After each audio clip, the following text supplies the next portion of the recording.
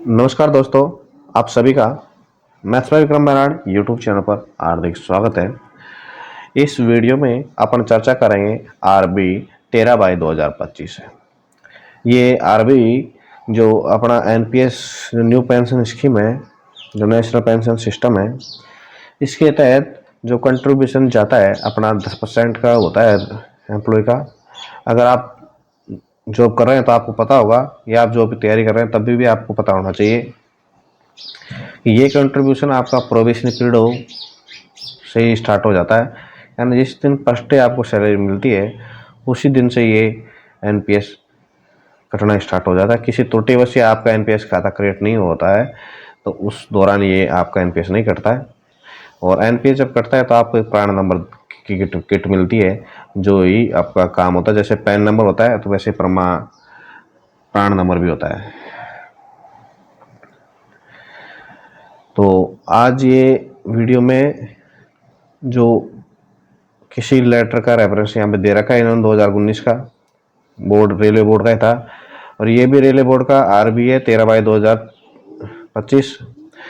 इसमें ये इम्पोर्टेंट है, जैसे जो सैलरी डिपार्टमेंट है और जो अकाउंट डिपार्टमेंट है ऑडिट वाला, उसके लिए इम्पोर्टेंट है।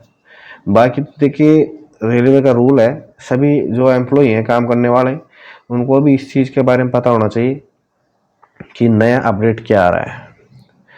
तो आज अपने इसी के बारे में चर्चा करेंगे कि जो गवर्नमेंट कर्मचारी का अंशदान होता है, ये अपन बात करेंगे। स्पेशली जो आरबी आया है ये रेलवे का ही है, तो रेलवे कर्मचारियों का जो अंशदान होता है किसी भी ग्रेड पे में आप लोअर से लेकर टॉप लेवल तक, तो आपका जो सैलरी पेमेंट रहता है उसका 10% सैलरी का 10% आपका एनपीएस में जाता है, निश्चित तौर पे जाता है।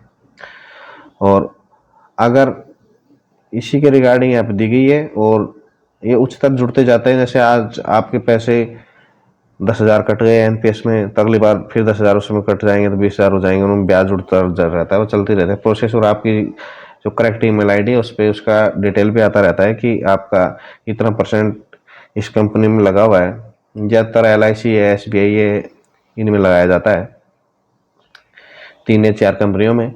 तो उसमें इनको पता रहता है और अपने पास में भी हर महीने के लास्ट में स्टेटमेंट आता रहता है कि आपके जो एनपीएस अकाउंट है इसके अंदर इतना पेमेंट यहाँ पे हो गया है। ये तो देखो अदर बात हो गई। अब बात करेंगे अपन जो आरबी 13/2025 आया है।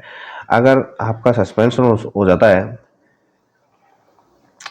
और आप जो रेलवे एम्प्लॉई है वो उसके अंदर कंट्रीब्यूशन करना चाह रहा है या अन्य अलग अलग कंडीशनें हो जाती हैं, निलंबन की अवधि के दौरान रेलवे कर्मचारी द्वारा उसके विकल्प पर अंशदान किया जा सकेगा।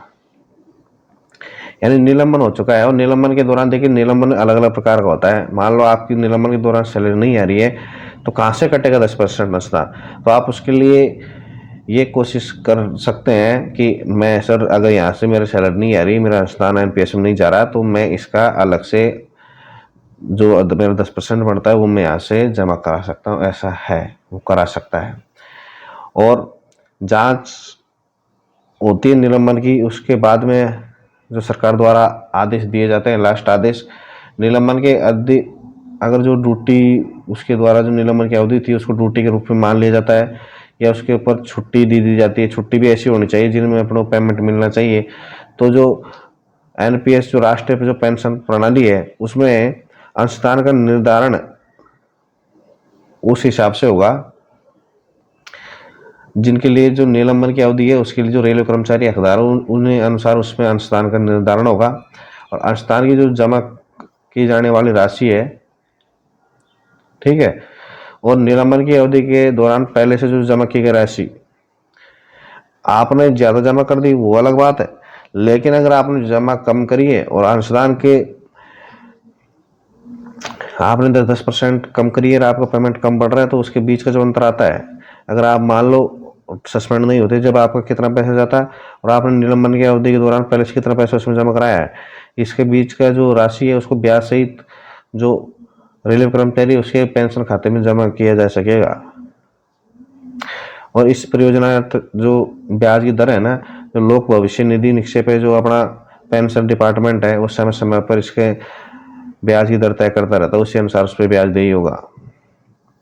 अगर देखिए, अगर आप एब्सेंट हो जाते हो या आपको ऐसी छुट्टी हो जिसका आपको वेतन दे नहीं है, तो आपके द्वारा कोई अंशदान नहीं किया जा सकेगा एनपीएस में। इस चीज़ का ध्यान रखना। आप छुट्टी चले जाते हो एब्सेंट होकर, या आपको कोई ऐसी छुट्टी मिलती है जिसका आपको पेमेंट दे नहीं है, तो आप एनपीएस में कोई अंशदान नहीं कर सकते। और दूसरी चीज़ ये है, आप सभी रेलवे कर्मचारी, आपको पता है कि डेपुटेशन की वैकेंसी आती रहती है, और कई हमारे साथीगण डेपुटेशन में रेलवे बोर्ड में, जीएम ऑफिसों में, डिवीजन ऑफिसों में काम करते रहते हैं। तो अगर आप प्रतिनियुक्ति पर काम कर रहे हैं तो उसके लिए प्रतिनियुक्ति पे काम करें तभी भी आपको 10% जो कटना है वो कटेगा ही। यानी उस दौरान आप को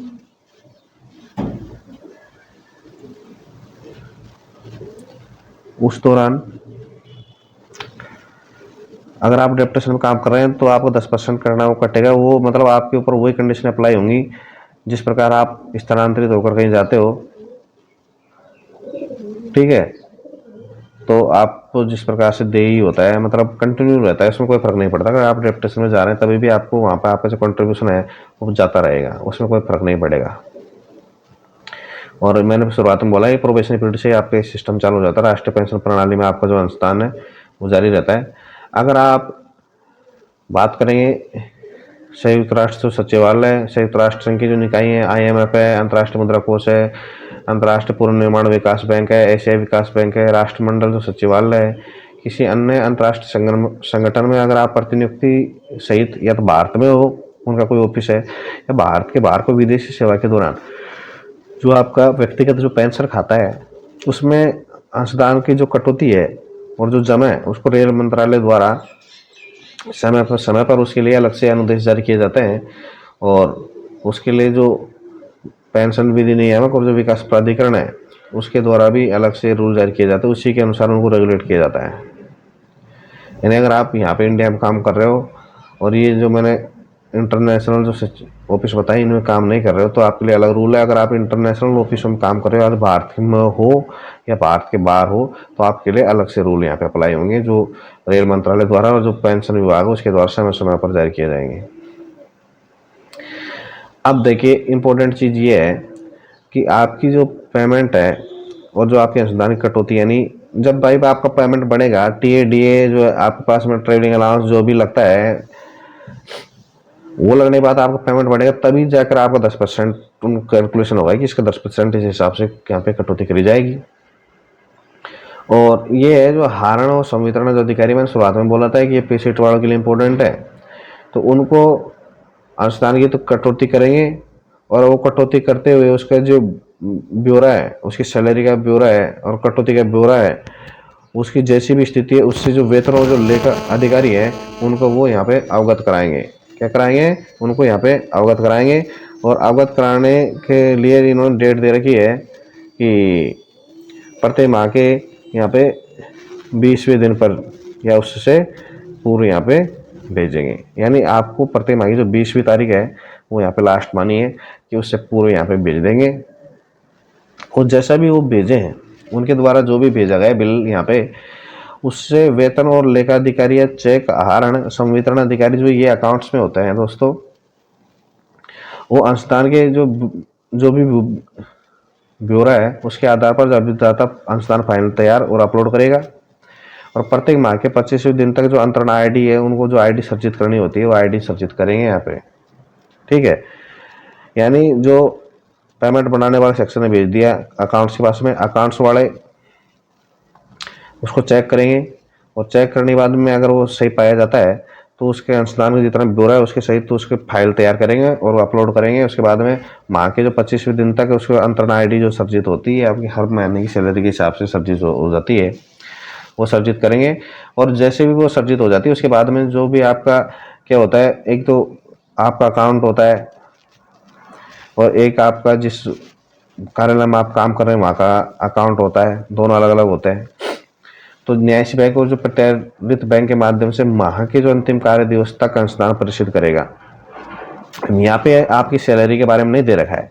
सैलरी के बारे में मैं आपको साथ में इसलिए बता रहा हूँ कि जब ये प्रोसेस आपके एनपीएस के अंदर जो कंट्रीब्यूशन होता है उसकी जब ये प्रोसेस होगी तो आपकी सैलरी की प्रोसेस भी ऑटोमेटिक यहाँ पे हो जाएगी। ठीक है, तो यहाँ पे बता रखा है कि प्रत्येक माह के जो अंतिम कार्य दिवस है उसके दौरान दिवस तक आपका जो अनुदान है वो प्रेषित करेगा। और अब यहाँ पे जो मार्च माह के लिए स्पेशली कंडीशन लगाई है, आपको सबको पता भी होगा कि मार्च माह का जो पेमेंट है वो अप्रैल माह के फर्स्ट या सेकंड डे में आता है। अगर फर्स्ट डे वर्किंग डे नहीं है तो सेकंड डे में आ जाएगा। उसके लिए दे रखे इन्होंने स्पेशल कि मार्च माह में जो अनुदान वेतन और लेखा अधिकारी, चेक आहरण और संवितरण अधिकारी है ना, न्यासी बैंक को जो प्रत्यारित बैंक के माध्यम से अप्रैल माह के जो प्रथम कार्य दिवस को यहाँ पे प्रेषित किया जा सकेगा।